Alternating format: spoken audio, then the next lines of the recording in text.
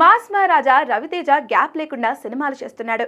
గతేడాది మిస్టర్ బచ్చన్తో పలకరించిన రవితేజకు ఆ సినిమా ఆశించిన విజయాన్ని ఇవ్వలేకపోయింది. దీంతో ఎలాగైనా సక్సెస్ కొట్టాలని భాను భోగరపు దర్శకత్వంలో మాస్ జాతర అనే సినిమా చేస్తున్నాడు. బడా నిర్మాణ సంస్థ సితారా ఎంటర్టైన్మెంట్స్, ఫార్చ్యూన్ 4 సినిమాస్ బ్యానర్స్ పై సూర్యదేవర నాగవంశీ, సాయి సౌజన్య ఈ సినిమాను నిర్మిస్తున్నారు.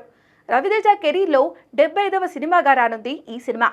రవితేజ సరసన యంగ్ బ్యూటీ శ్రీలీల హీరోయిన్గా నటిస్తుంది.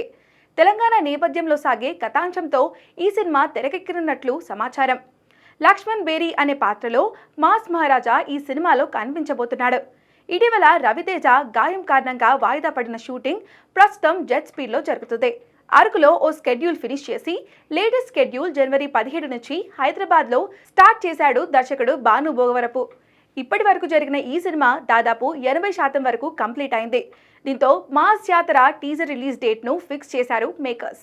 మాస్ మహారాజా బర్త్డే సందర్భంగా జనవరి 26న మాస్ జాతర టీజర్ను రిలీజ్ చేయనున్నట్లుగా ప్రకటించారు. రవణ మాస్ దావత్ షురు సాలిడ్ పోస్టర్ రిలీజ్ చేయగా వైరల్ అవుతుంది. ధమాకా వంటి సూపర్ హిట్ ఆల్బమ్స్ ఇచ్చిన బీమ్స్ ఈ సినిమాకు సంగీతం అందిస్తున్నాడు. మరి మాస్ జాతర ఎలా ఉంటుందో చూడాలి.